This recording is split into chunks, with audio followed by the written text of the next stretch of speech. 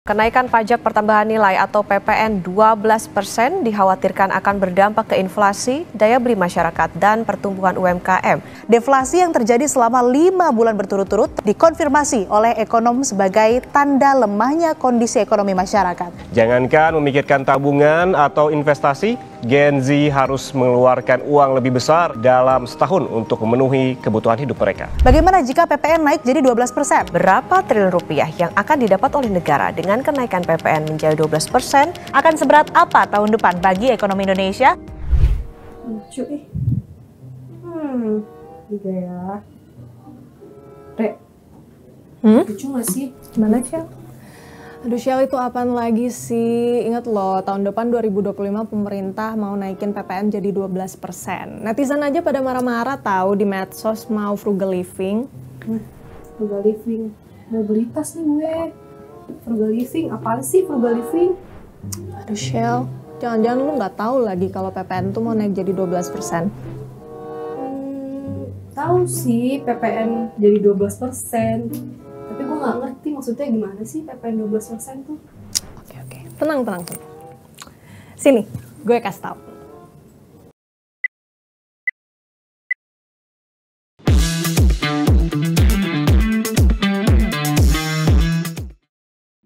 Jadi Syel, tahun depan pemerintah mau menaikkan tarif PPN atau pajak pertambahan nilai jadi 12%. Sebelumnya di 11%. Ini sudah diatur dalam Undang-Undang Nomor 7 Tahun 2021 tentang harmonisasi pengaturan perpajakan. Jadi nantinya ada beberapa barang nih yang perlu kita waspadai akan dikenakan PPN 12%. Apa aja sih? Jadi yang pertama itu ada penyerahan barang kena pajak atau BKP dan atau jasa kena pajak JKP di dalam daerah pabean yang dilakukan oleh pengusaha kena pajak PKP, misalnya barang elektronik. Kemudian yang kedua ada impor BPK dan atau pemanfaatan JKP tak berwujud dari luar daerah pabean di dalam daerah pabean, misalnya layanan streaming film dan musik. Yang ketiga ada ekspor BPK dan atau JKP oleh PKP. Dan yang keempat ada kegiatan membangun sendiri yang dilakukan tidak dalam kegiatan usaha atau pekerjaan oleh orang pribadi dan badan, misalnya PPN atas bangunan. Yang kelima, penyerahan aktiva oleh PKP yang menurut tujuan semula aktiva tersebut tidak untuk diperjualbelikan sepanjang PPN yang dibayar pada saat perolehannya dapat dikreditkan. Jadi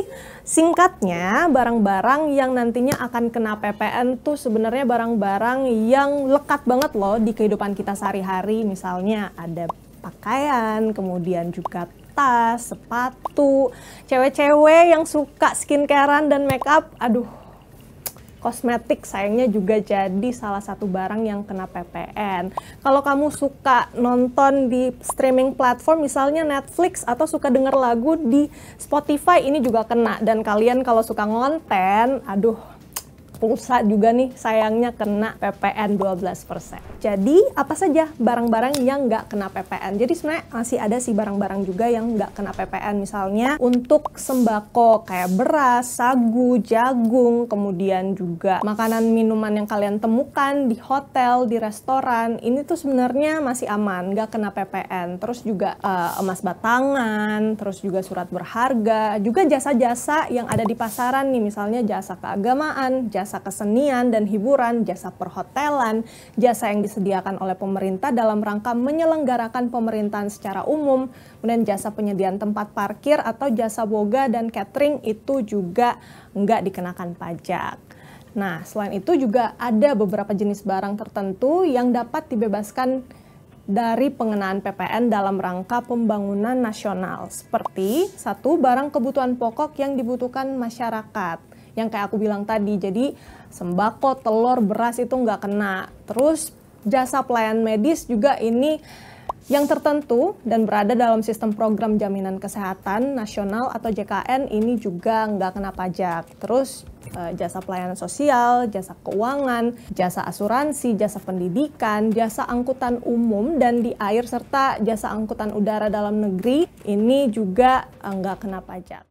Terus juga sebenarnya kan tadi aku juga jelasin kalau sembako ini nggak bakalan naik gitu ya. Tapi sebenarnya secara nggak langsung ini juga bakalan berdampak ke harga beras misalnya. Karena kita tahu sembako atau beras ini kan juga harus diangkut menggunakan jasa logistik. Nah, nantinya itu akan berpengaruh juga di ongkos distribusinya dan akan berpengaruh pada harga beras itu sendiri. Nyebelin deh, banyak banget dong yang kena PPN 12% di 2025.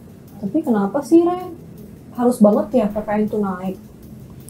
Iya, Shell. Jadi memang ini tuh kenaikannya sudah diatur dari tahun 2021.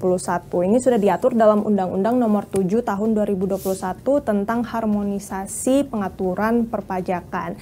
Jadi kenaikan pajak ini sebenarnya sudah diatur bertahap gitu ya, mulai dari 11% pada 1 April 2022 dan nantinya 12% di tahun depan, tepatnya pada tanggal 1 Januari 2025. Nah, Menteri Koordinator Bidang Perekonomian Airlangga Hartarto ini juga sudah mengatakan beberapa alasan kenapa PPN ini harus naik sini. Jadi ada beberapa poin. Yang pertama, untuk meningkatkan pendapatan negara. Jadi PPN ini memang menjadi salah satu sumber utama gitu ya dari penerimaan negara. Nah, PPN ini punya peran vital untuk membiayai proyek-proyek strategis yang dimiliki pemerintah. Misalnya kita tahu kan program yang sudah dikampanyekan dari dulu, misalnya makan bergizi gratis. Kemudian juga kita tahu IKN masih banyak yang harus dikerjain. Terus masih banyak banget proyek strategis nasional lain yang harus dikerjakan. Jadi dari kenaikan PPN 11% menjadi 12% ini katanya punya potensi untuk menambah penerimaan negara sampai 75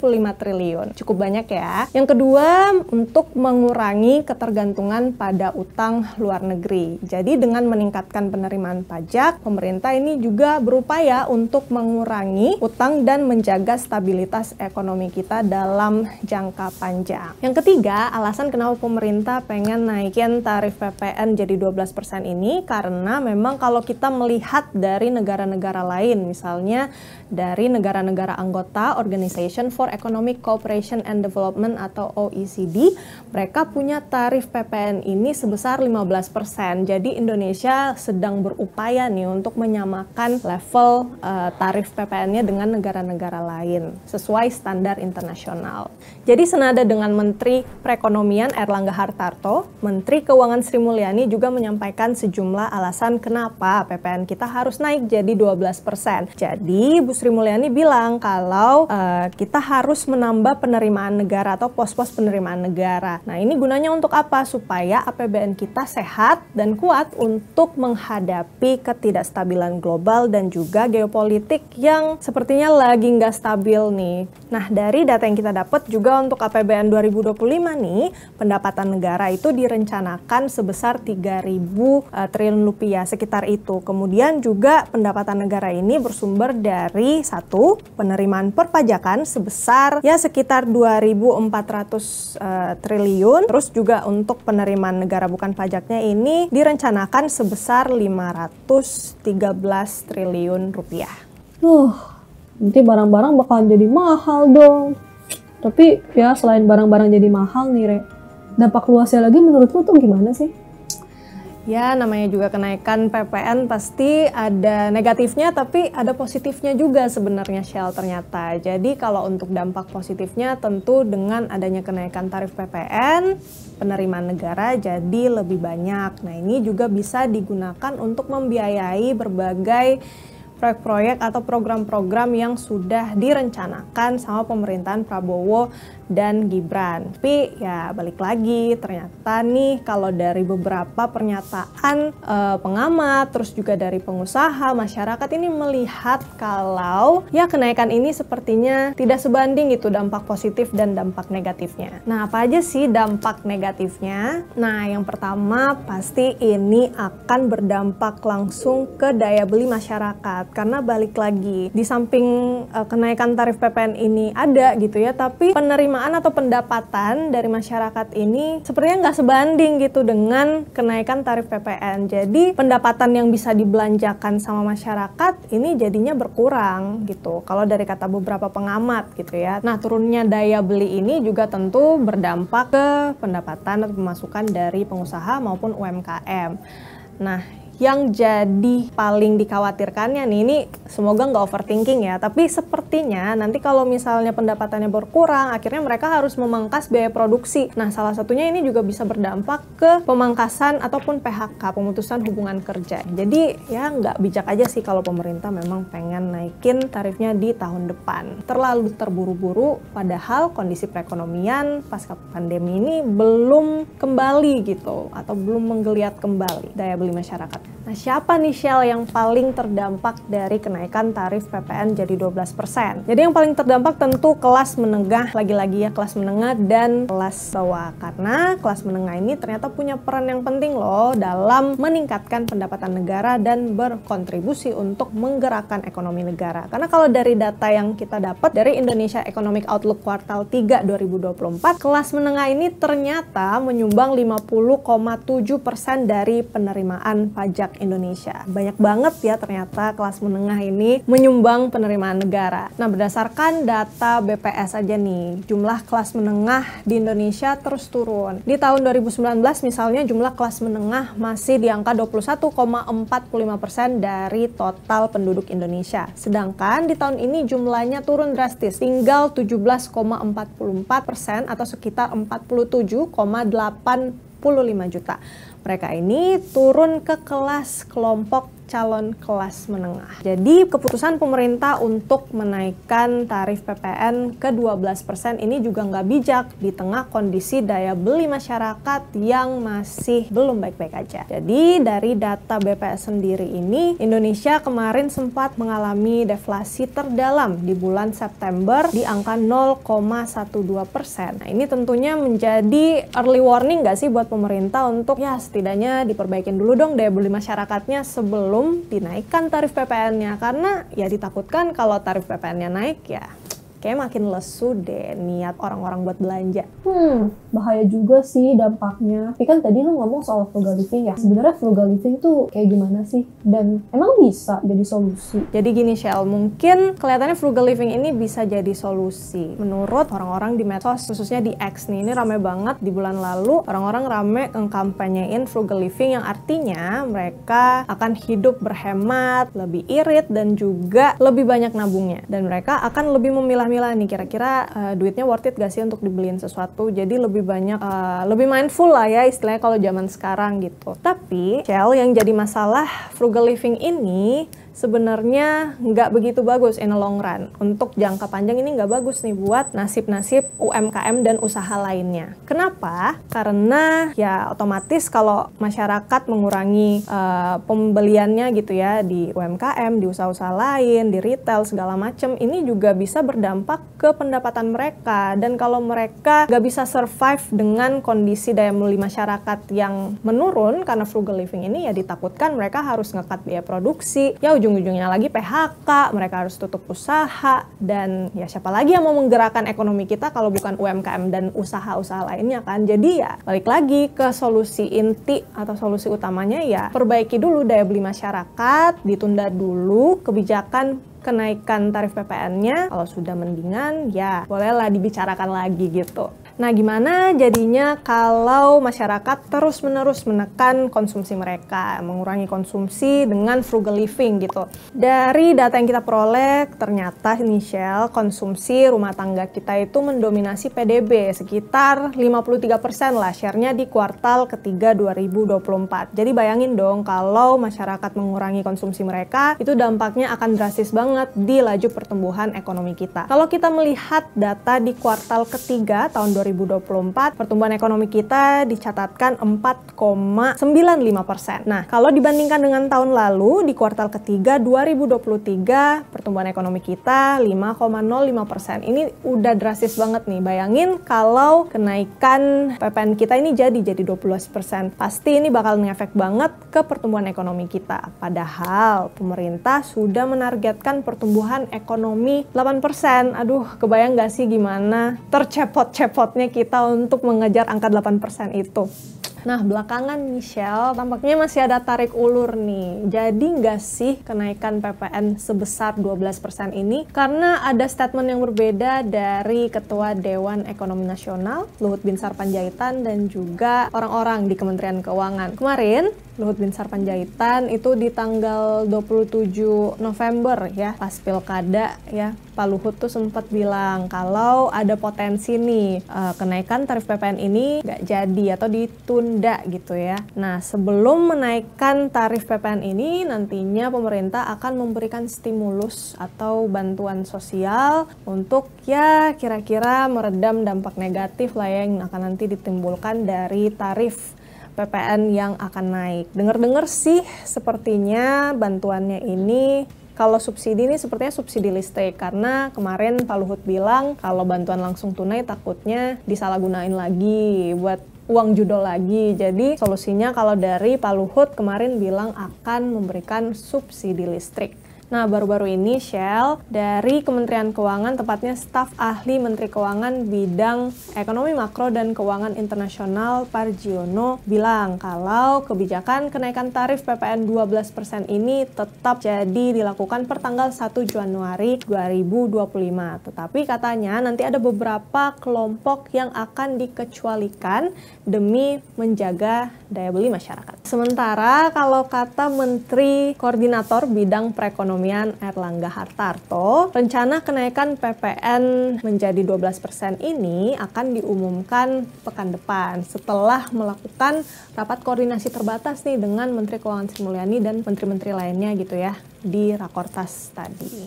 Nah, Shell, kemarin sih gue sempat ngobrol-ngobrol ya sama ekonom dari CSIS, Denny Friawan, yang mengatakan ya pemerintah memang sih menunda, tapi lebih baik sebenarnya untuk pemerintah membatalkan kebijakan kenaikan tarif PPN jadi 12% ini. Karena mengingat ya balik lagi sih ke daya beli masyarakat yang belum kembali pulih gitu ya, yang melihat dari data BPS kemarin kita deflasi 5 bulan berturut-turut. Jadi sebenarnya menurut Mas Denny kemarin tuh masih banyak kok cara untuk pemerintah memperbanyak begitu ya penerimaan negara, salah satunya dengan memperluas basis pajak. Nah, alternatifnya apa aja nih Shell? Jadi memang lebih disarankan gitu ya untuk pemerintah sebaiknya ya pajakinlah orang yang kaya gitu ya, karena sebenarnya di Indonesia banyak nih orang-orang kaya yang sebenarnya bisa dipajakin tarif progresif 1-2% dari total kekayaan bersihnya gitu ya. Jadi kalau dari catatan majalah Business Forbes ini, Indonesia ternyata menempati urutan ke-20 untuk jumlah miliarder terbanyak di dunia. Jadi total kekayaan bersih kolektif dari para Taipan yang masuk dalam daftar 50 orang terkaya di Indonesia ini mencatatkan rekor kenaikan sebesar 40%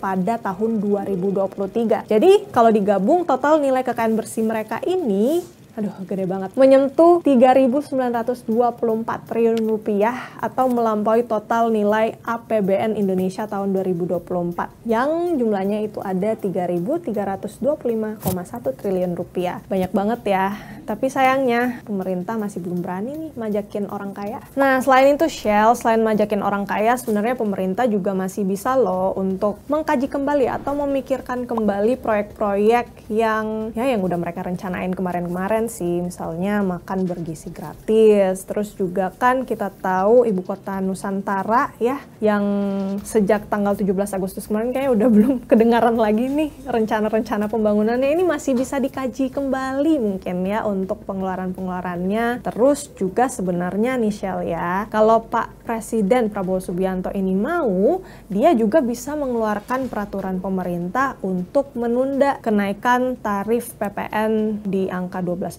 itu. Karena meskipun sudah ada undang-undangnya, ternyata masih bisa loh ditunda dengan PP yang kemungkinan ya kalau Pak Prabowo mau dibuat sama dia gitu ya kan. Nah, jadi yang sudah diatur dalam Undang-Undang Nomor 7 Tahun 2021 tentang harmonisasi pengaturan pajak memang sudah mendetilkan. Jadi pemerintah ini bisa gitu ya memutuskan tarif PPN paling rendah 5% dan paling tinggi 15%. Jadi sebenarnya pemerintah bisa nih membatalkan atau menurunkan gitu ya dengan mengeluarkan peraturan pemerintah pemerintah. Jadi peraturan pemerintah ini harus disetujui oleh DPR dan juga sebenarnya bisa dibatalkan atau diturunkan gitu tanpa harus membuat lagi peraturan pemerintah pengganti undang-undang atau Perpu. Nah, yang jadi pertanyaan nih Shell, apakah pemerintah mau membatalkan atau menurunkan tarif PPN-nya? Kita akan tetap mengikuti undang-undang bahwa PPN akan tetap berjalan sesuai jadwal waktu amanat di undang-undang yaitu 1 Januari 2025, tetapi kemudian akan diterapkan secara selektif kepada beberapa komoditas baik itu barang dalam negeri maupun impor yang berkaitan dengan barang mewah. Ya semoga sih ya pemerintah tuh bisa lebih mikirin lagi deh soal menaikkan PPN ini, karena kan dampaknya juga gede banget buat masyarakat. Harus sih Shell, kalau kata anak sekarang sih itu emang bare minimum deh, pokoknya pemerintah harus mendengarkan apa isi hati kita semua. Betul banget. Tapi BTW, jadi lucu gak sih yang tadi tasnya? Beli gak ya? Shell, gue udah berbusa-busa di sini, lu masih mau beli, lu masih nggak ngerti apa ya yang gue ceritain ke lo dari tadi. Bukan gitu, ini tuh kado buat temen gue, jadi ya mesti beliin kado gitu loh. Oh gitu, ya udah gas lah, belilah kalau buat teman lu aja. Oke, gas deh, gue check out.